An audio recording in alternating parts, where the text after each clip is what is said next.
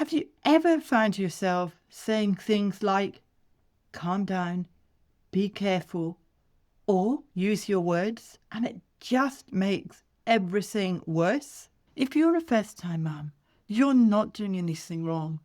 These are phrases most of us grew up hearing, and many of us use them without thinking.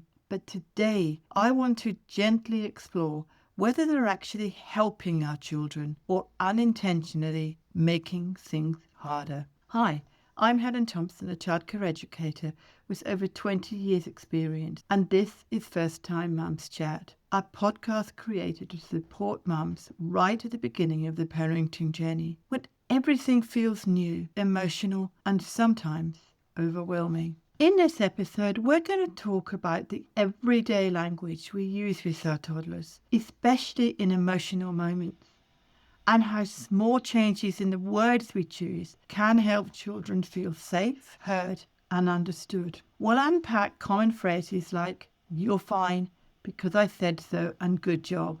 And I'll share what to say instead in a way that supports emotional regulation, confidence, and problem solving from the very beginning. So here's a question to hold as we begin. What if your child isn't being difficult, but is actually asking for help in the only way they know how? So let's dive in.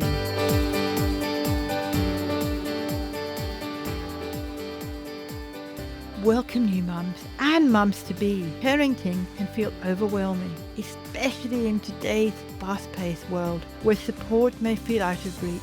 I'm Helen, childcare educator and baby massage instructor, and I created First Time Mums Chat to be your companion through this incredible journey. Since 2021, I've been here to share practical, holistic insights designed to make those first months, especially from 4 weeks to 10 months, just a bit easier. Through this podcast, I help you feel more connected to your baby while easing ups and downs of early motherhood. Join me and a lineup of amazing experts as we tackle your biggest questions, share real stories and other advice to help you step confidently into motherhood. Motherhood can be challenging, but you don't have to do it alone.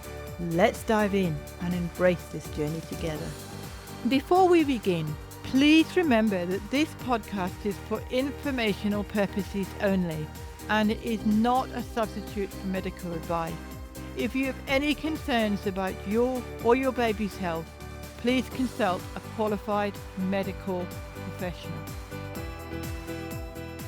When you're a first-time mum, it can be really tempting to tell your child to calm down. Maybe they've fallen over. Maybe they're having a tantrum. Maybe they're just sad. And to us, it doesn't feel like a big deal. But here's the key to helping your child calm down more quickly and learn to understand their feelings.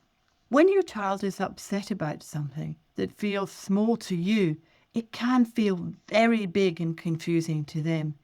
Telling them to calm down might feel like the easiest solution in the moment, but what's small to you can feel overwhelming to a child. Brushing off their feelings can make them feel ignored or like their emotions don't matter. In some cases, children may even begin to doubt their own feelings or learn to suppress them. So instead of saying calm down or it's no big deal, try acknowledging how they're feeling. Let them know you're listening. Let them know you understand, even if the problem feels minor to you. When we pause and acknowledge how our child is feeling, we're not agreeing with the behavior. We're recognizing the emotion behind it. And this is where the real calming begins. A child who feels heard doesn't need to shout louder or escalate to be understood. When we say things like, that was really upsetting for you, or I can see how frustrated you are, we help their nervous system settle. Over time, children learn something incredibly important. My feelings are safe here. And when children feel safe, they're far more open to listening, learning, and cooperating.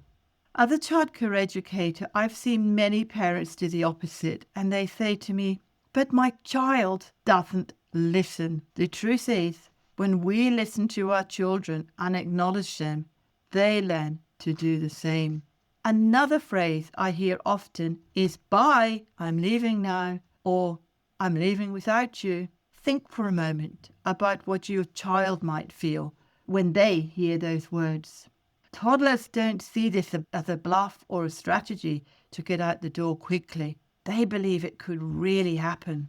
This can send a message that your love and presence are conditional. If I don't behave properly, my parent might leave. As adults, we know that isn't true, but does your child? Those thoughts can make toddlers feel anxious and insecure.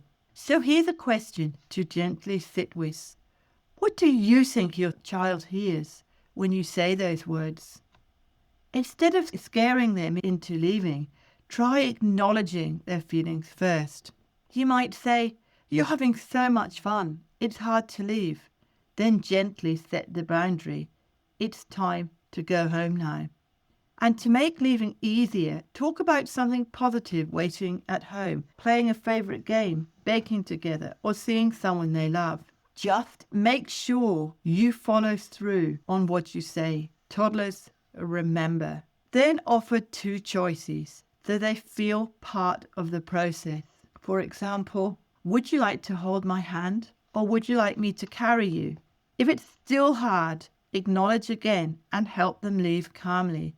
Leaving is hard, I'm going to help you now. And physically pick them up and take them to the car or wherever you are going. This approach reduces stress for both of you and strengthens your connection.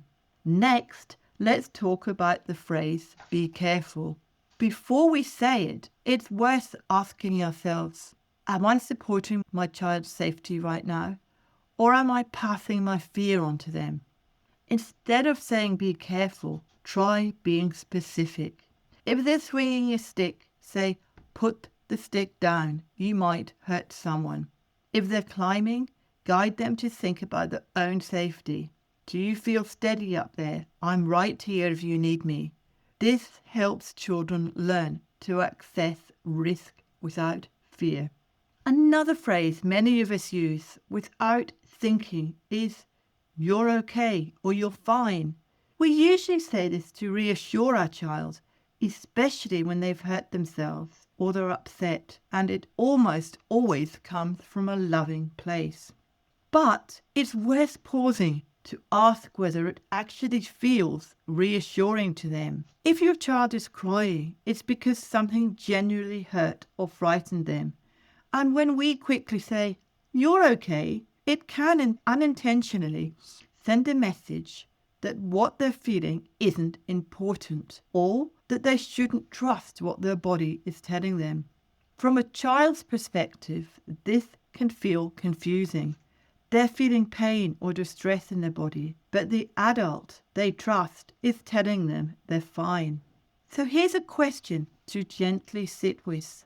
What might your child be learning about their body and their feelings in that moment? Over time, this disconnect can teach children to doubt their own internal signals instead of listening to them. This is very similar to what happens when we tell children to calm down. The feeling doesn't disappear, it just goes unacknowledged. Instead of brushing past the moment, try naming what happened. You might say, "That hurt. That was a big fright. I can see you're upset." Then offer comfort. When we acknowledge the experience first, children learn that their feelings make sense and that someone will help them through these moments. Over time, this builds trust, not just in us, but in themselves. Another popular phrase is use your words, and this is a big one.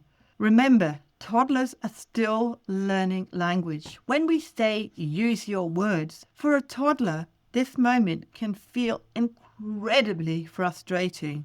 They have big feelings moving through their body, but not enough language yet to explain what's happening. They know something feels wrong, but they don't know how to tell us. When we say use your words and they don't have those words, this frustration can build even more. That's often when we see behaviours escalate, not because they're being difficult, but because they're stuck. When we step in and gently name what we think might be happening, we become the bridge between their feelings and their future language. And over time, that support becomes their inner voice. They may not know what words to use, and if they did, they probably already would. Instead, help them by labeling feelings and offering simple choices. Ask things like, what do you need? Can you show me? Would you like a cuddle?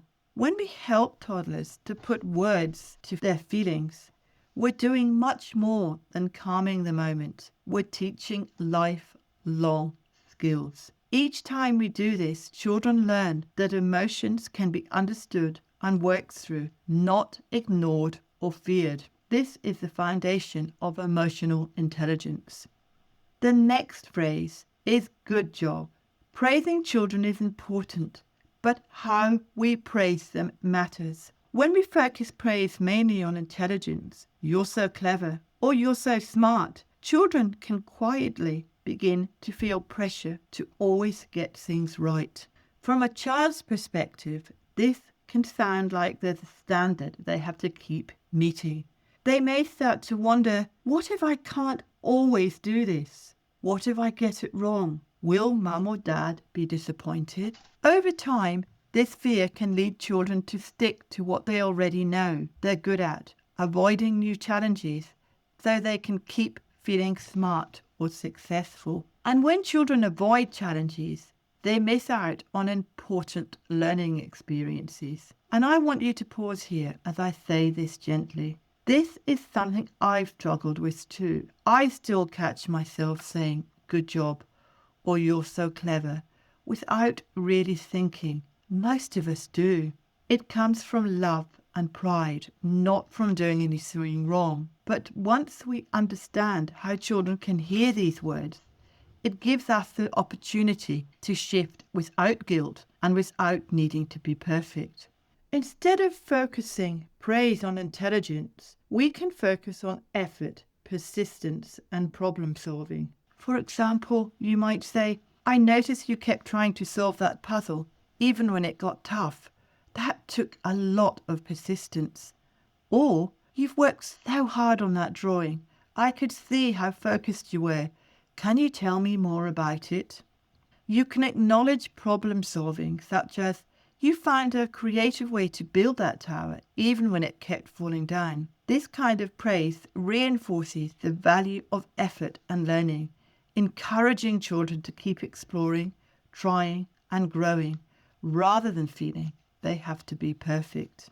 And this brings me to another phrase that often slips out when we're tired, rushed, or overwhelmed as parents and carers. And that is, because I said so. At first glance, it can feel like the quickest way to end a conversation, but it's worth pausing to think about what this phrase might be teaching our child.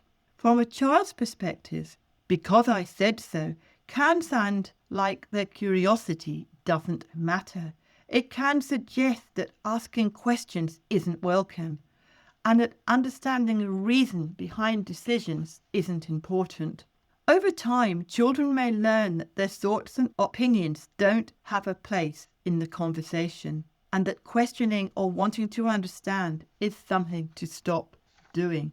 So here's the question to gently sit with. What might your child be learning about curiosity, questions, and their voice when they hear those words? And that's not because parents are doing anything wrong. It's often because we're overwhelmed and just trying to get through the moment. Instead of shutting the conversation down, try sharing the reason behind your decision when you can. For example, if your child wants to go to the playground, but you're busy, you might say, I know you really want to go to the playground today, but I have some things I need to do at home.